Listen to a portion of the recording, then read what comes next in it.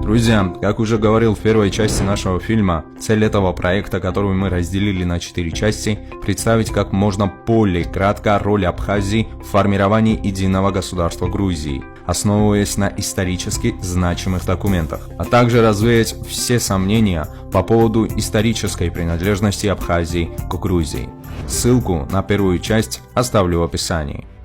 Итак, продолжим с периода правления Давида III Куропалата.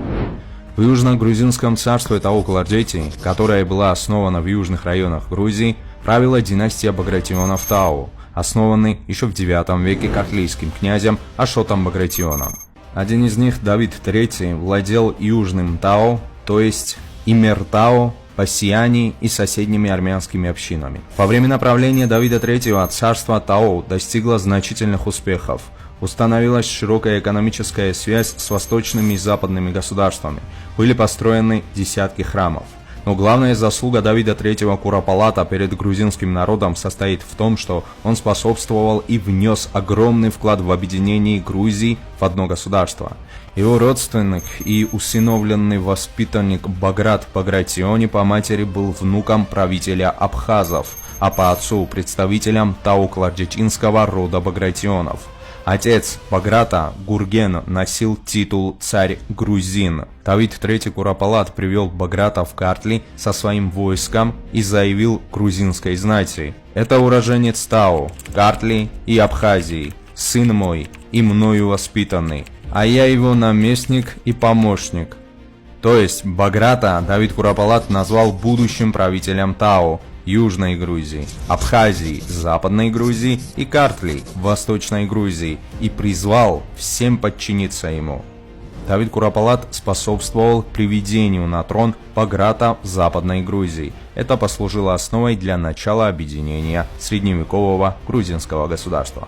К концу X и началу XI веков длительный процесс объединения грузинских земель подошел к концу, и возникло единое государство, главой которого стал царь Баграт III Багратиони.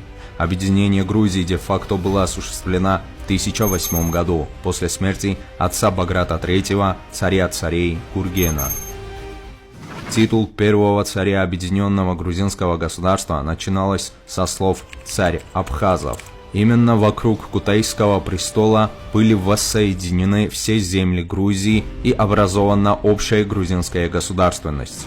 Царство абхазов с самого начала было картвельским государственным образованием Грузии. Важно то обстоятельство, что Баграт получил трон царя абхазов не как Багратиони, а как законный представитель династии правителей абхазов. Из этого ясно, что утверждение некоторых, будто цари абхазов не имели никакого отношения к Грузии и грузинам, лишены всяких оснований. Например, цари абхазов были такой же грузинской династией, как и Багратиони. Именно слияние и объединение этих двух династий дало нам объединенное царство Грузии во главе царя Баграта, преемником которого является современное грузинское государство. Во время правления Баграта III в Кутаиси был построен храм Баграта, строительство которого было завершено в 1003 году. Освящение храма стало важным событием той эпохи. Арабский географ и историк XIII века Якут аль-Хамави отмечает, что в Абхазии живут христиане гурджи, то есть грузины. Сельджукский писатель XIII века Ибн Биби называет царицу Тамар царицей гурджев, а ее царство царством абхазов со столицей Тифлис. Абхазов и картвелов также отождествляют Назами Ганджели, Хакани Ширвани и другие.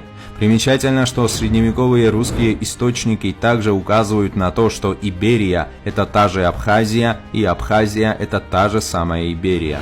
Не менее важно, что единство абхазов и грузин в Грузии в этот период не ограничивалось синонимическими значениями этих слов. Именно абхазов, проживающих в северо-западной части Грузии, ни грузинами никогда не считали. Живший в XI веке грузинский историк Леонтий Мровели, рассуждая о происхождении кавказских народов, этнически Западную Грузию целиком считает уделом Игрисси. На территории современной Абхазии церкви и монастыри были центрами грузинской культуры. Письменная культура региона в то время была только грузинской. В XI-XIV веках почти все лапидарные надписи, дошедшие до нас, написаны на грузинском языке с использованием грузинских букв и слов, не считая нескольких греческих. В жизни единой Грузии абхазы никогда не выделялись от остальных грузин ни по языку, ни по культуре и ни по религии. То есть они были такими же грузинами, как мигрелы, сваны или имеретинцы. В конце 15 века Грузия распалась на 4 независимых княжества. В то время абхазское владение входило в состав княжества Одыши, то есть Мигрелии. По словам венецианского дипломата Йосифа Барбаро, граница Самегрело простиралась до Черкесии, на основании чего можно сделать вывод, что вся Абхазия до Черкесии находилась в пределах границ Самегрело. В указанный период, то есть в период до середины 15 века, большая часть территории современной Абхазии административно входила в княжество Одыши, Цхуми. Цхуми – грузинский, сванский топоним, обозначающий дерево-граб, которые в основном были заселены картвельскими племенами. Цхуми, по всем данным, был грузинским городом. Сам город представлял собой резиденцию главы Самегрело, где он чеканил монеты. Южная граница княжества абхазов не выходила за пределы Янакопии. Абхазское княжество, во главе которого стояли представители рода Шарвашидзе, являлось огранической частью общегрузинского государства. В середине 15 века наблюдается экспансия северокавказских горских племен в направлении Цхуми-Себастополиса. По словам себастопольского сухумского консула Герардо Пинелли, в 1455 году 28 июля на город внезапно нападают авогазы, то есть черкесские племена. Изменения в социально-экономической и культурной жизни Абхазии в 16-17 веках связаны с этногеографическо-демографическими процессами. В частности, возникла новая волна родственных горных племен в регионе. Особенно активными в этом отношении были черкесские племена, которые с 15 века постепенно начали обосноваться на территории княжества Абхазии. Этот процесс становится еще интенсивнее в 16-18 веках.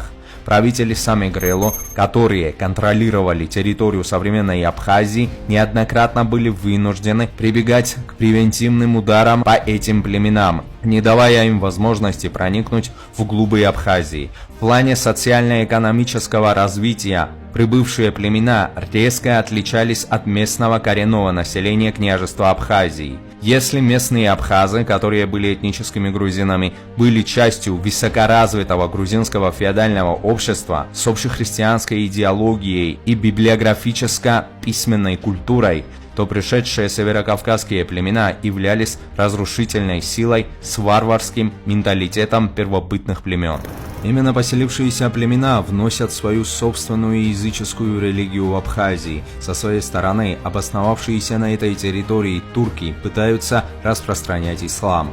Эти процессы привели к расшатыванию позиций в христианской вере древних абхазов. Во времена правления Левана II Дадьяни большая часть нынешней Абхазии оставалась в пределах княжества Самегрело. Примечательно, что одна из резиденций правителя Самегрело находилась в Меркуле, это Ачамчирский район.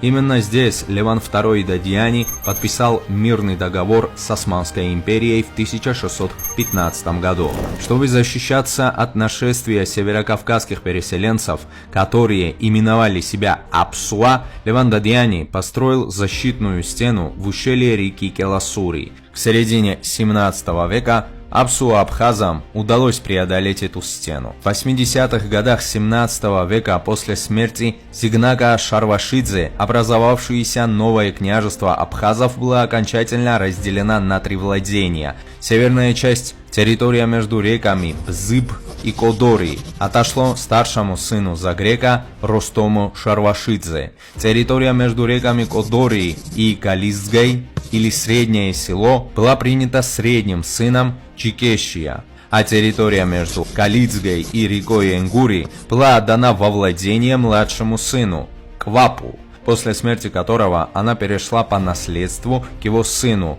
Мурзакану Шарвашидзе. От его имени и произошло нынешнее название этого региона Самурзакану, то есть владение Мурзакана. На сегодня все, друзья. Продолжим в следующей части. Подпишитесь на канал и ставьте лайки.